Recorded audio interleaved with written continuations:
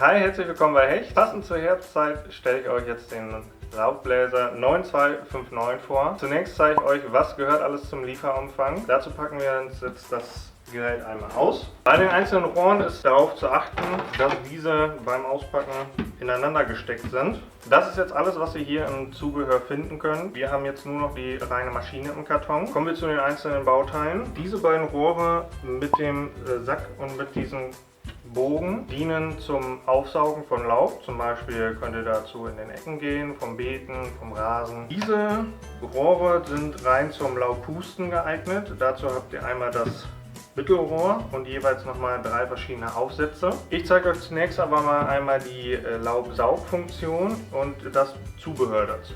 Dazu habe ich jetzt einmal die Maschine rausgeholt. Die beiden Saugrohre werden ineinander gesteckt. Ihr habt hier einmal eine Führung mit einer Nase und einen Punkt, wo diese reinpasst. Und da könnt ihr auch ein bisschen Kraft aufwenden. Wenn wir das Rohr jetzt zusammengesteckt haben, zeige ich euch jetzt, wo dieses befestigt wird. Und dazu einmal hier die Schraube lösen. Hier könnt ihr dann auch das Häckselmesser sehen.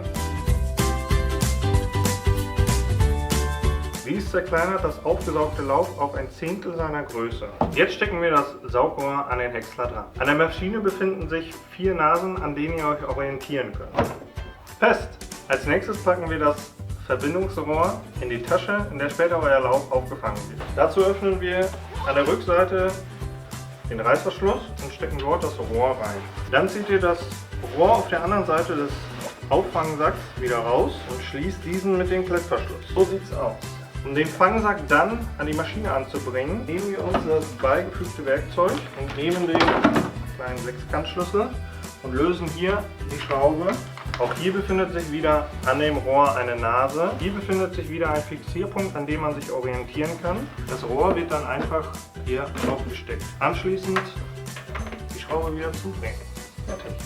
Das ist der aufgebaute Zustand, in dem ihr das Laub aufsaugen könnt. Wenn ihr zum Beispiel für eure Haustür schon kleinere Häufchen angesammelt habt, könnt ihr damit das Laub aufsaugen.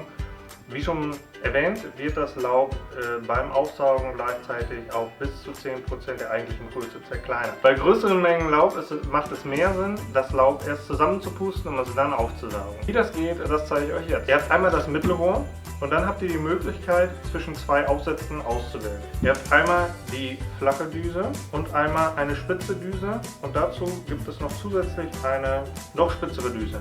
Die 2 Aufsätze unterscheiden sich wie folgt. Ihr habt zum einen die Düse, mit der ihr eine größere Fläche bearbeiten könnt. Die andere Düse läuft etwas spitzer zu, wodurch ihr einen stärkeren Luftstrom erzeugen könnt. Mit diesem Aufsatz einen noch stärkeren, um hartnäckiges Laub zu entfernen. Wir fangen an mit dem Mittelrohr. Wenn ihr das Mittelrohr montiert habt, könnt ihr zwischen den einzelnen Aufsätzen wählen. Ich entscheide mich in diesem Fall für die breitere Variante. Diese wird einfach nur aufgesteckt und einmal zugedreht.